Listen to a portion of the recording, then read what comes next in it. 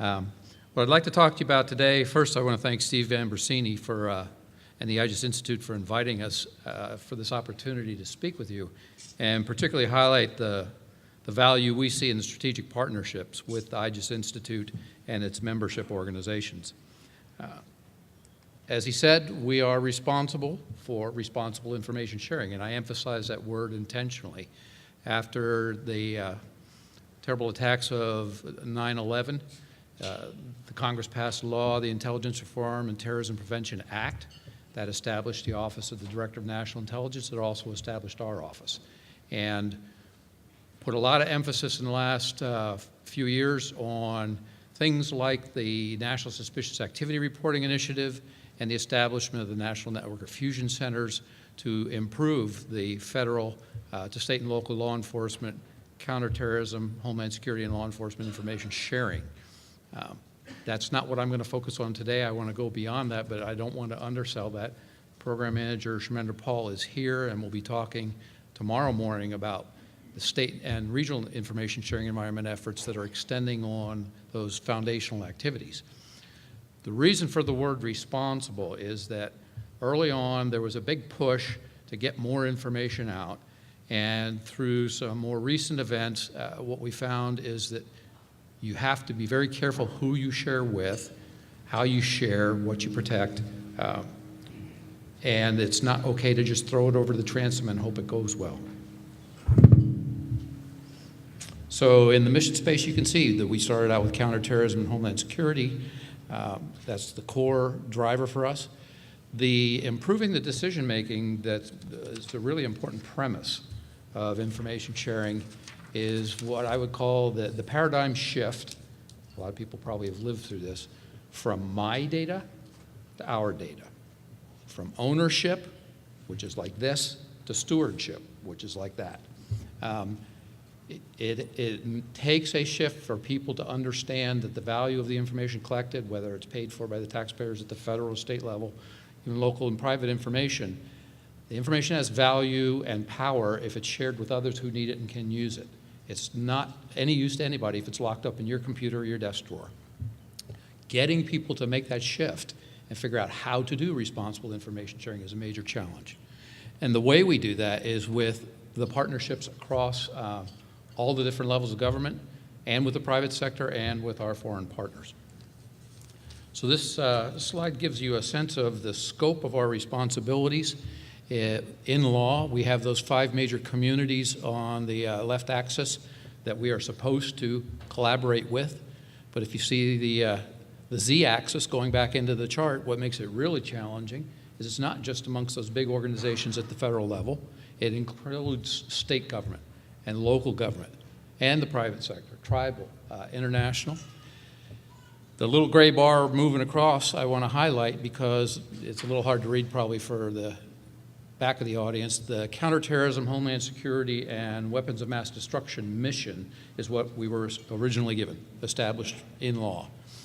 2 things that have been added that are in that gray bar that extend into today's topic were the sharing and safeguarding of classified information that came to us as a consequence of the WikiLeaks incident, which began coming up now almost 4 years ago under an executive order signed out by the president in 2011. In the original law, we are supposed to work across domains, security domains, classification levels from the highest to the lowest. And the classified sharing and safeguarding is an important piece of fulfilling that legal responsibility. And the last one, which is today's topic, is in the cyberspace. So I'll get to that a little bit later. In 2012, as a result of the evolution of those issues, the president signed out a new national strategy for information sharing and safeguarding that Steve mentioned. And we are working with agencies to execute against all 16 of those activities contained in that national strategy. And it struck me when I started to prepare for this session today, I was going to come up with a list and say, well, which one of these is I just really focused on and working on? And then I stopped. And the reason is I can't find one of those that you don't have a potential interest in, and a potential either already involved or potentially involved in the future. So I think there's a very rich opportunities for collaboration across a lot of that space. And many of those topics are related to enabling responsible information sharing, and cyber is a thread that undercuts or underpins, depending on how badly or well you do it, a lot of those capabilities. So as you can see, the fusion centers and suspicious activity are our traditional core activities. The safeguarding initiative up there was added as a consequence post-WikiLeaks of the executive order that says figure out how to do that better. All of the responsible information sharing relies on a trust model, a trust foundation. If I'm going to give you my most sensitive information, I need to know who you are and who you're going to let see my information. I need to know which information you need from me. This is kind of the need to know term in the classified world. I need to know what you're going to do with it. And I need to know that you're going to protect it as well as I would before I'm going to turn any of it loose. Those fairly simple principles underpin a lot of those objectives. I have to have identity management. I have to have access management. Well, that means I have to have data tagging. We've got to have agreements that bind us to mutually acceptable terms for sharing information back and forth.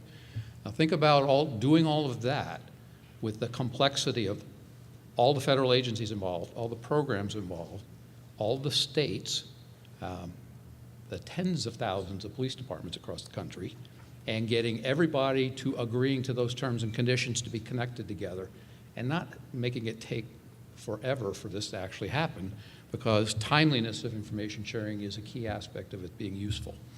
I put IGES down there in the lower left corner, but I could have really cluttered that up with a lot of other partners. This works with industry associations, with standards development organizations, with professional associations like IACP and the major county sheriffs. They all have to be party to this nationwide information sharing environment for it to be effective and fulfill the original vision.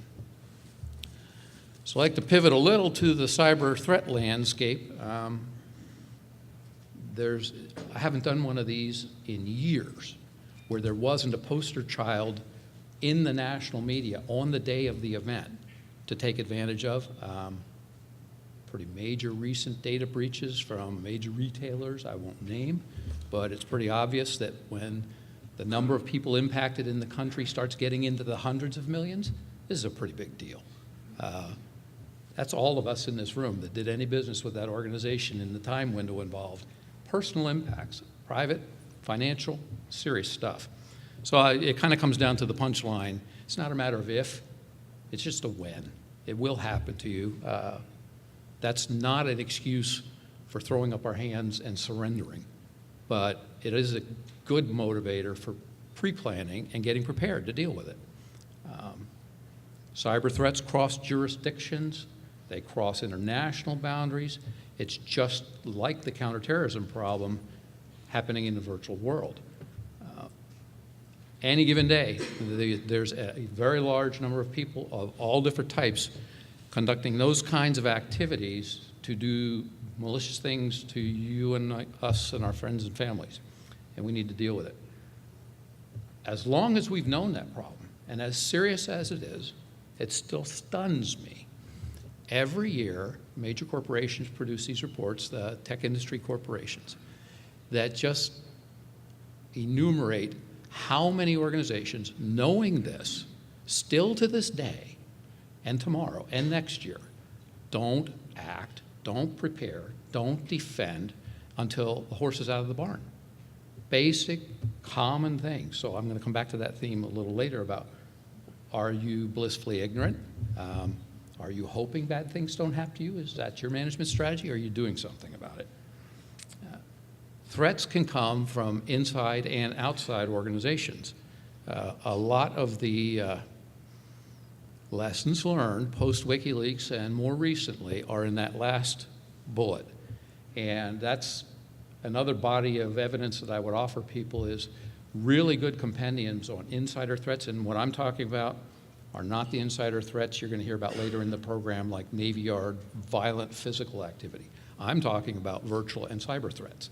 and what happens when you blissfully, ignorantly trust everybody that works for you and when they don't fulfill that trust.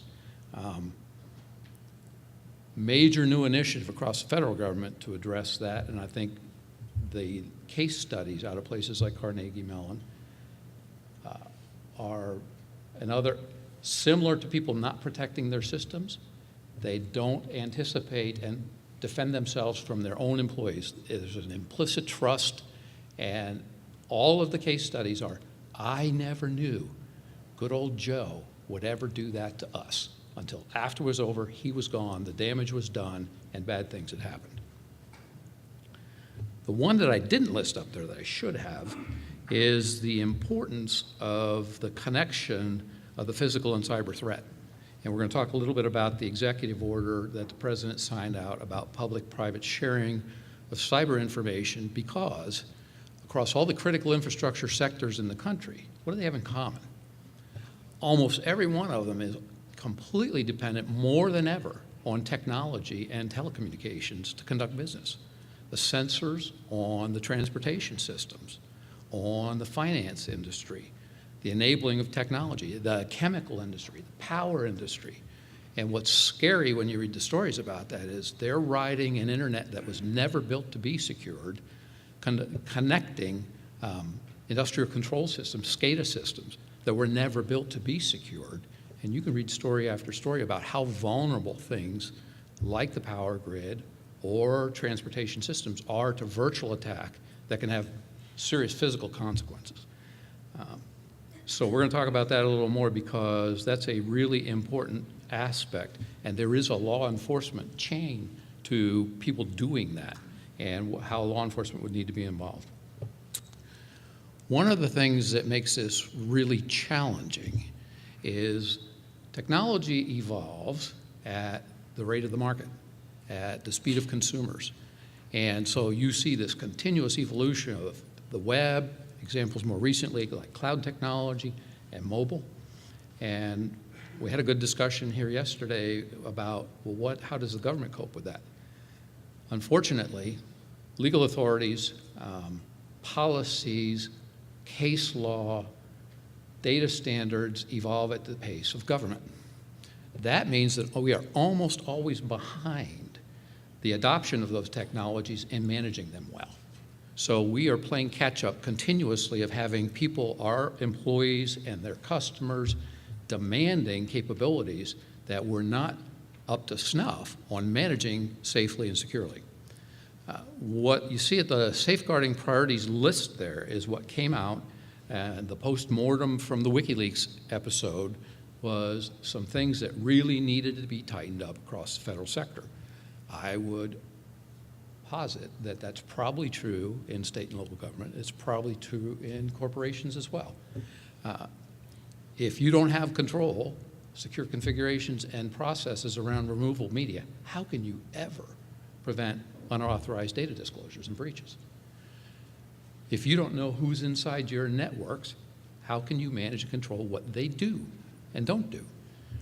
That's the reducing anonymity. Insider threat we talked about, there's a whole suite, there's a brand new program across the federal government that says you've got to have an executive, you've got to have policies, you've got to have standards, you've got to have governance, you've got to have procedures, you've got to have assessments.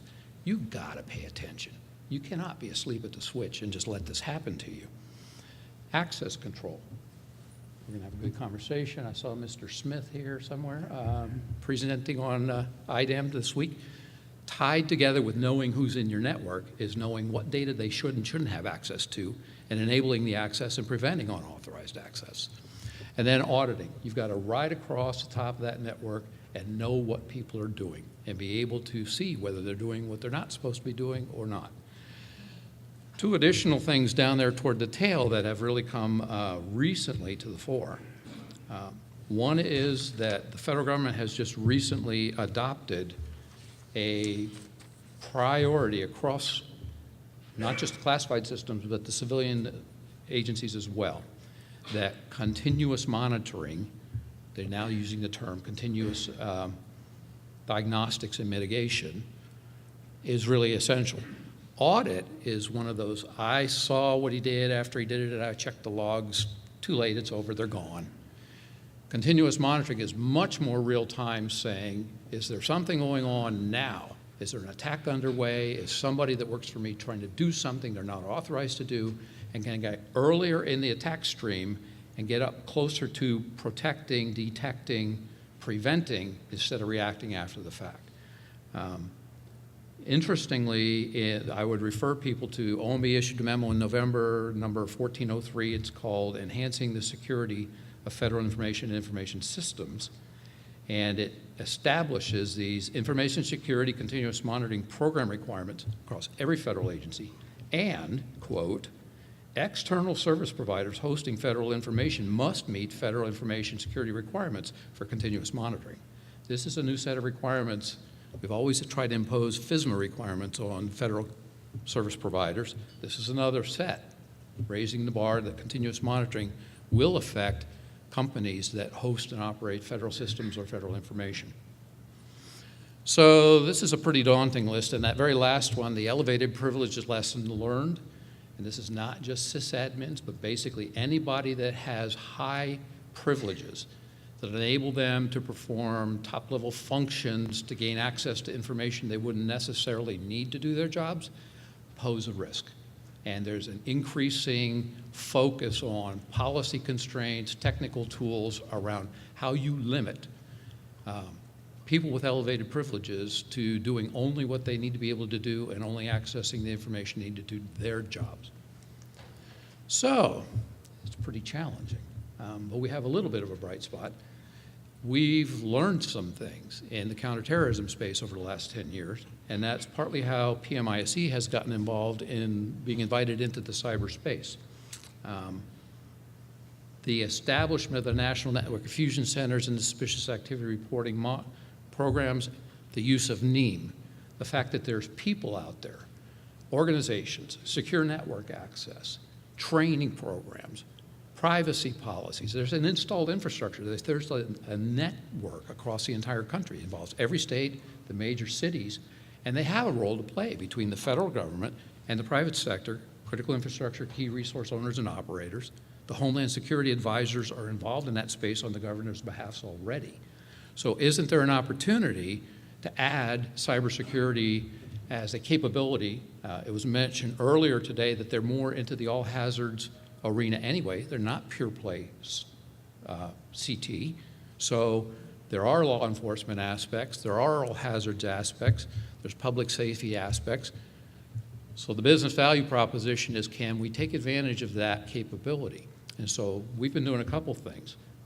One is that we connected the Fusion Center Association last year with the Secret Service and managed to get several dozen of them through some initial cybersecurity training put on by Secret Service. Because one of the things this Fusion Center Association will tell you is, this is new business, it's important business, it's real business for us, but we don't have deep expertise in this and capability yet. So we've got to learn how to get good at it. The second thing we're doing with them is a set of pilot projects where we're trying out some of the data sharing standards for cyber threat information sharing between the feds, involving the Fusion Centers to see if we can accelerate federal through Fusion Center to private sector sharing and back up the chain. So I would highlight this executive order for your benefit. If you haven't read it, you might want to. I'll do a direct quote from it so I don't garble up the language. It was signed out about a year ago. People, if they're familiar, that NIST is putting together a cyber information sharing framework. That's what caused that activity to get underway. It's an open public comment process. You can participate. It's moving fairly far along. But here's what the opening of the executive order says. Repeated cyber intrusions in the critical infrastructure demonstrate the need for improved cybersecurity. Cyber threat to critical infrastructure continues to grow, represents one of the most serious national security challenges we must confront. National economic security of the United States depends on reliable functioning of the nation's critical infrastructure in the face of these threats. It is the policy of the United States to enhance security and resilience of the nation's critical infrastructure and maintain a cyber environment that encourages efficiency, innovation, and economic prosperity while promoting safety, security, business confidentiality, privacy, and civil liberties. We can achieve these goals through a partnership with the owners and operators of critical infrastructure to improve cybersecurity information sharing and collaboratively develop and implement risk-based standards. There's another section of it that I think is potentially worth paying attention to, particularly for the private sector companies in the room, is it directs the Secretary of Defense and the Administrator of GSA to provide recommendations to the President on the feasibility, security benefits, and relative merits of incorporating security standards into acquisition plans and contract administration. So you can see handwriting on the wall again about security-capable products, goods, and services being written into future federal contracts. So PMISE got involved in this, working with multiple federal agencies and non-federal partners, particularly on that standards part of accelerating cyber information sharing.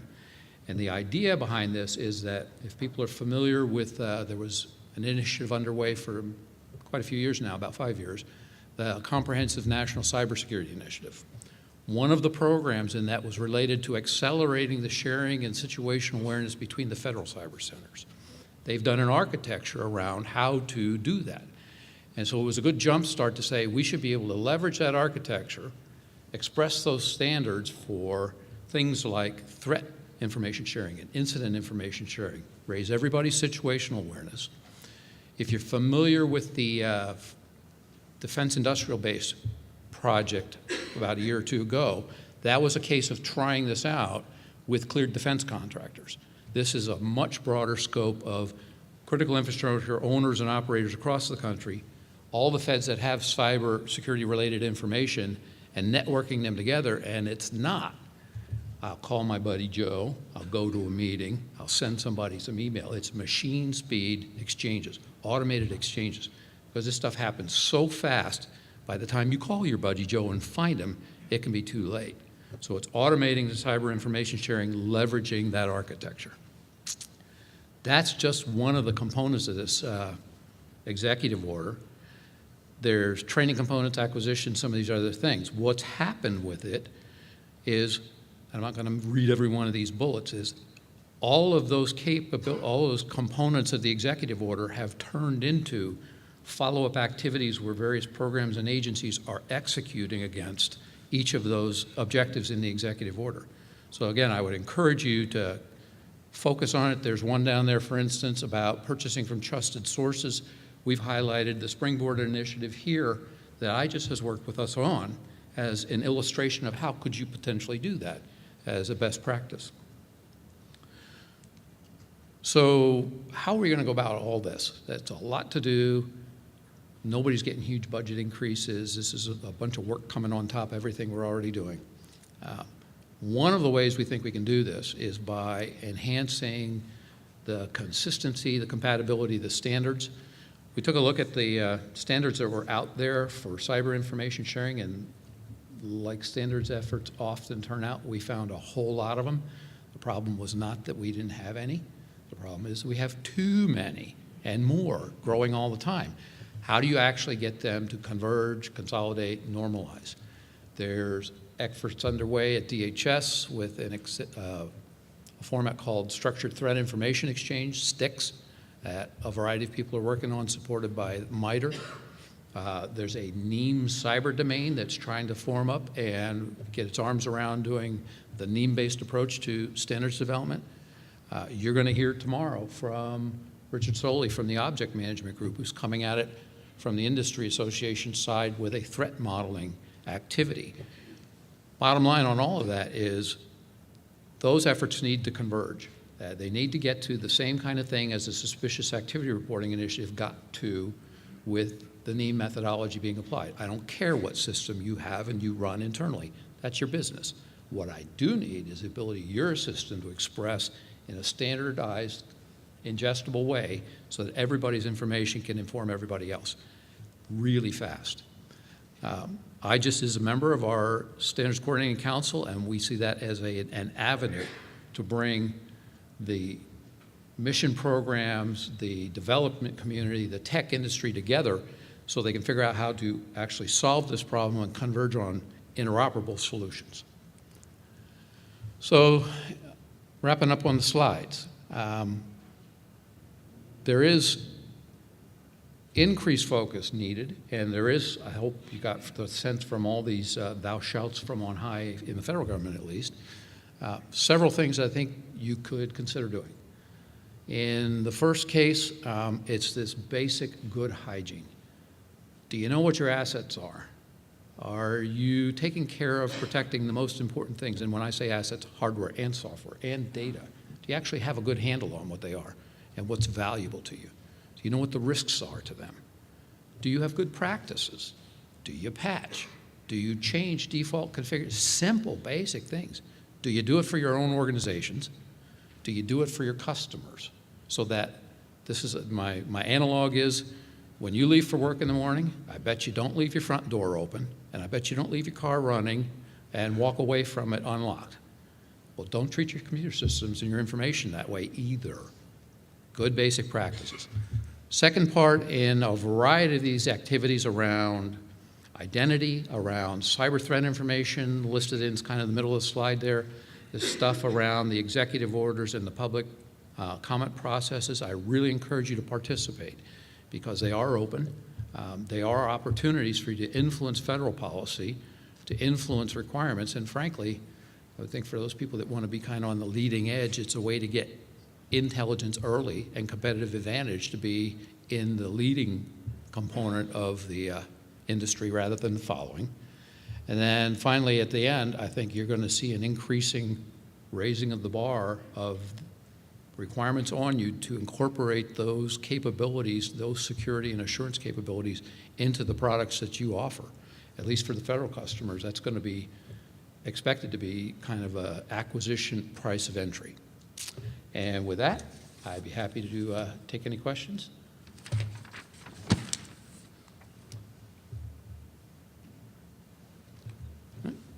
Thank you.